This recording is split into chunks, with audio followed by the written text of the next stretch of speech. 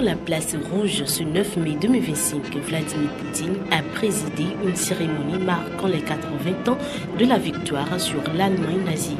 Comme les années précédentes, le message fut aussi militaire que diplomatique.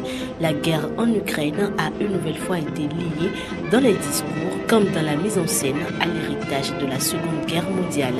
Devant 11 500 soldats, dont 1500 combattants revenus du front ukrainien, le président russe a réaffirmé sa vision historique soutenue par les médias d'État. Des trônes gérants et lancers ont été exposés comme pour rappeler la continuité entre passé héroïque et présent conflictuel. Malgré l'absence de représentants occidentaux, à l'exception du premier ministre slovaque, le Kremlin a mis en avant ses partenaires actuels. Xi Jinping, dont la présence discrète dans les tribunes n'est pas passée inaperçue, incarne un soutien stratégique, tout comme les soldats de 13 pays amis de la Chine à l'Égypte. L'absence remarquée de Narendra Modi ou de la Corée du Nord sur le pavé n'a pas entamé la volonté du Kremlin de montrer une Russie entourée.